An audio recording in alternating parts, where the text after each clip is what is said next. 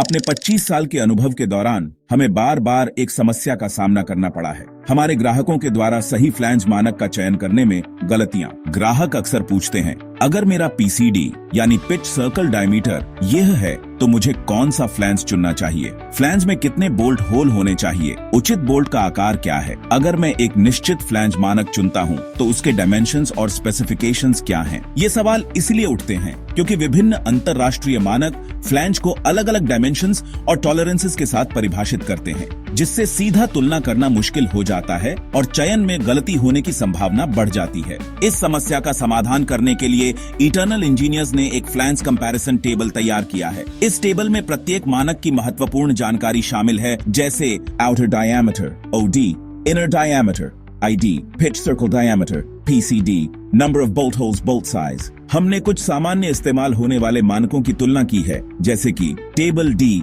ई जो कि British standard हैं, फिर ASA क्लास 150, ASA क्लास 300 ये अमेरिकन स्टैंडर्ड हैं, PN10, PN16 ये यूरोपियन या DIN स्टैंडर्ड हैं, और IS स्टैंडर्ड जो कि इंडियन स्टैंडर्ड स्पेसिफिकेशन है। यह कंपैरिजन टेबल इंजीनियरों, प्रोक्योरमेंट टीम्स और मेंटेनेंस प्रोफेशनल्स को कंपैटिबल फ्लैंज की जल्दी पहचान करने में मदद करती है, जिससे वे सूचित निर्णय ले सकें, समय बचाते हैं, गलतियों को कम करते हैं और प्रोजेक्ट्स में एफिशिएंसी बढ़ाते हैं। फ्लैंज इंडस्ट्री में डिफरेंट क्लास और टेबल के अकॉर्डिंग फ्लैंज आते हैं। तो अभी हम बात करते हैं दोस्तों फ्लैंज के टेबल की। टेबल में अलग अलग फ्लैंज आते हैं, जैसे कि डी टेबल, ई टेबल आदि, और टेबल बदलने से फ्लैंज की डायमेंशन भी बदलती रहती है। हम एक 4 इंच फ्लैंज का एग्जाम्पल लेते हैं और इसकी डायमेंशन अलग अलग टेबल के अकॉर्डिंग देखते हैं। तो दोस्तों हमने 4 इंच के फ्लैंज की डायमेंशंस को अलग अलग टेबल के अकॉर्डिंग यहाँ पर आपके सामने लिख दिया है। अभी हम सबसे पहले बात करते हैं डी टेबल और ई टेबल के बारे में। ये जो डी टेबल और ई टेबल होते हैं ये कम प्रेशर के लिए यूज किए जाते हैं। तो सबसे पहले हम इनमें फर्क देखते हैं कि क्या फर्क पड़ता है इनकी डायमेंशंस में। तो 4 इंच का फ्लैंज है डी टेबल और ई टेबल के अकॉर्डिंग। ऑडी दोनों का सेम है, आईडी भी दोनों का सेम है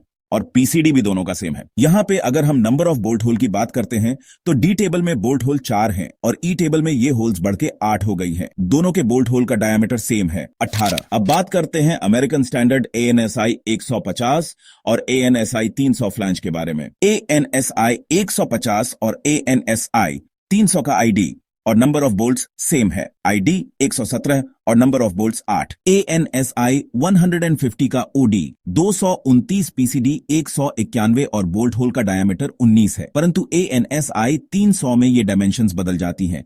इसका OD 254, PCD 200 और बोल्ट होल का डायमीटर 22 है। वीडियो में आगे बढ़ते हैं और जानते हैं यूरोपियन स्टैंडर्ड जैसे PN10, PN16 और PN25 के बारे में। PN10 और PN16 का सब कुछ सेम रहता है, जैसे कि आप देख सकते हैं OD 220, ID 117, PCD 180 और नंबर ऑफ बोल्ट्स 8 है। बात करें डायमीटर ऑफ बोल्ट होल की तो PN10 और PN16 दोनों में ही यह 18 है। PN25, PN10 और PN16 से कुछ डिफरेंट है, सिवाय ID 117 और बोल्ट्स की संख्या 8 के सब कुछ अलग है। इसका OD 235 है, PCD 190 और बोल्ट होल का डायमीटर 22 है। टेबल के आखिर में बात करते हैं इंडियन स्टैंडर्ड IS1 538 की। इसका OD 220, ID 117, PCD 180, बोल्ट्स की संख्या 8 और बोल्ट होल का डायमीटर 19 है। दोस्तों तो यहाँ पे हमने ये जो बात की है ये 4 इंच के फ्लैंज की है और अलग अलग टेबल के अकॉर्डिंग फ्लैंज की टेबल चेंज होने से उसकी कौन कौन सी डायमेंशन चेंज हो जाती है वो अच्छे से क्लियर हो गया होगा। आज की वीडियो में बस इतना ही। वीडियो अगर आपको अच्छी लगी हो तो वीडियो को लाइक जरूर कर दें। चैनल पे पहली बार आए हैं तो चैनल को सब्सक्राइब करके बेल आइकॉन को प्रेस कर लें। Thanks for watching.